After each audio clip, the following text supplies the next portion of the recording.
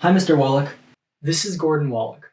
My name is Gordon Wallach. I was a general assignment features reporter with the Day-to-Day Herald newspaper in 1995, which is how this story about the gay bridal fair came about. In February of 1995, the Daily Herald published a story about a gay and lesbian bridal fair in Chicago.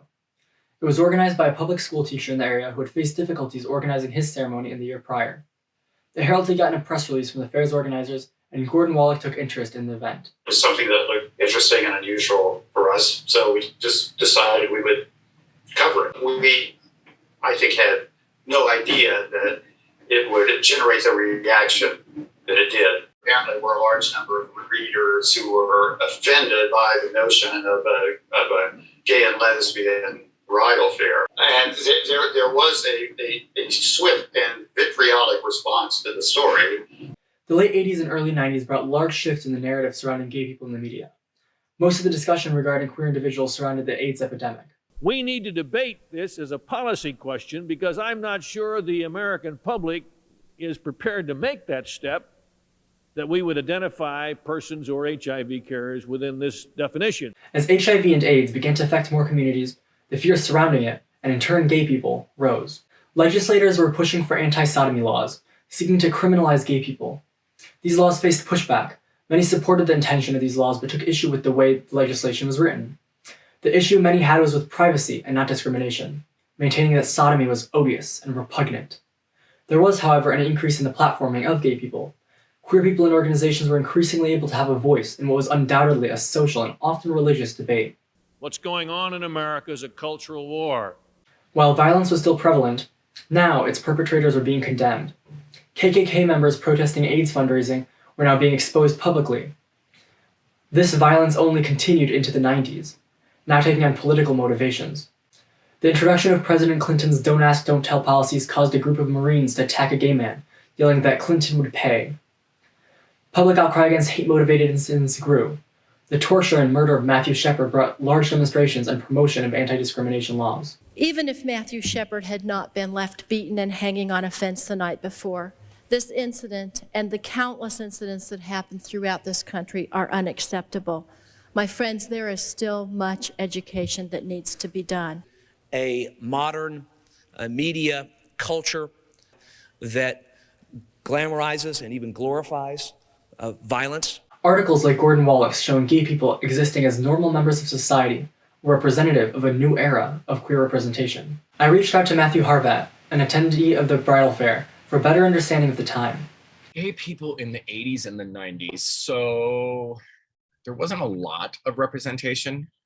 The representation that existed was very characteristic and is built off of stereotypes. The super funny, effeminate sidekick, that always has the joke or the quip. A lot of it was tragedy, or it was over the top, super gay. Years of no portrayal at all, or portrayal of gay people that wasn't genuine, left the consumers of media with very little understanding of queer identities, and this ignorance fueled conflict. I'm having a difficult time getting used to all these new names and phrases. Sexual orientation, I'm having a difficult time deciding what that is. What about other orientations, such as pedophilia, exhibitionism, fetishism, bestiality, transsexualism, sadomasochism, necrophilia, and so on? What are we doing? As cultural tensions rose, the media could no longer avoid the topic of gay rights. Public fervor required media to adapt, and often it didn't know how to correctly do so. Following the backlash to the Herald article, the publication asked its readers how it should cover gay rights issues. I think it was a very informative experience. And in terms of the way that we solicited responses, I think there was maybe a fault on our part, the way we phrased that solicitation that was in the newspaper, that, as I recall, it asked people to voice their opinions about how we cover gay and lesbian issues. And I think that was perceived by some people as the newspaper saying, we really don't know what we're doing in this area. We don't know how to cover these issues. So please, readers, you tell us how to do this. And that should not have been the intent. The responses were very mixed. Many people took great issue with the effects of queer visibility on children and the shift to the inclusion of gay people. Others believed the coverage was important, and some simply didn't care. But the over 500 responses indicated that the question struck an accord with many. Well, there were some responses from people, and this is not necessarily to the solicitation, but some of the angry people who called in earlier, that they were horrified that we were publicized an event like this because it might introduce their children to the gay lifestyle. Advancements and steps forward like the article were being met with lots of anger, representative of the rift that had emerged. In this ongoing debate by all 50 states, that there needs to be a word remembered: debate. There was no doubt that queer issues had become a debate, and that media would have to take a side. Networks began including more discussions of queerness, and newspapers began running more stories as America pushed to become more inclusive of new identities.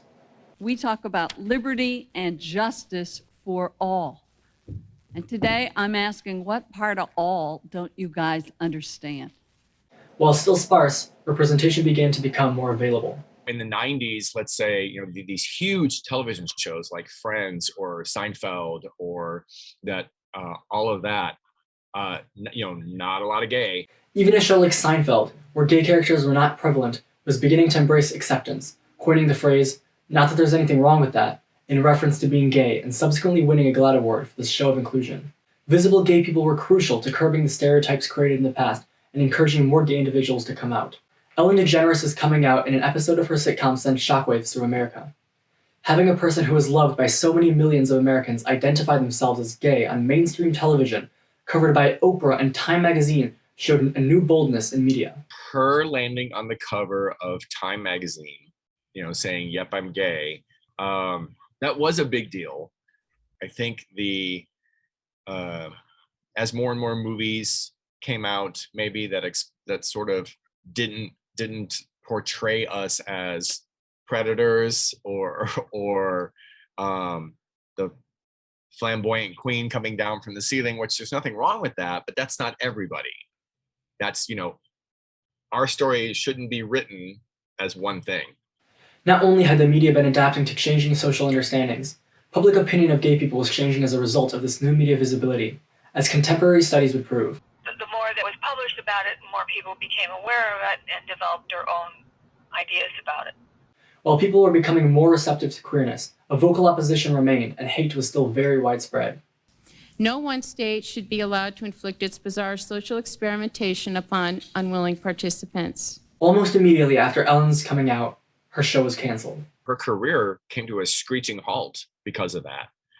Hollywood didn't want to work with her. And the agent didn't want to work with her. Studios didn't know what to do with it. And Oprah talks about how she got so much hate mail, and so many people are like, "I'm never watching your show again." Again, people were bringing religion into it and saying, it goes against God. It's not natural. It's a choice. She needs to be cured. That whole thing. So it was liberating to a point for sure, but also disheartening that she kind of got shut off. Definitely giving those people any sort of rights that the Christian American traditional family model had was a big threat. The debate across America raged on as active visibility occurred in a 2 steps forward, 1 step back manner. But these steps forward, despite often being small like the Herald article, were very important to familiarizing America with queerness. That article was a great tool to bring family together, to maybe just open their mind a little bit, and say, okay, well, this is a mainstream piece about a gay thing. Maybe it's not so out of the ordinary. Stories like these helped shift the tide of media for years to come. The late 90s brought Will and Grace, a long-running show with gay leading roles. Ellen would begin her nearly 20-season run of her new talk show in 2003, and publications like the Daily Herald began to feature many stories on queer life and events. Inclusive legislation would take a long time to become present on a national level. Political battles raged across the country as gay activists gained lobbying power. The fight for inclusion was far from over. People were still dying, and people still were homeless, and people were still being discriminated against because of their sexuality or their health or their health status. Queerness was still very contentious, but now there was a platform through which queer people could seek acceptance. Leaving the 90s, the media had been permanently changed. It had entered a new era that could facilitate its RuPaul's Drag Races and its Brokeback Mountains. The impact of the media on American cultural fabric was pivotal. The place held by gay individuals in America would never be the same.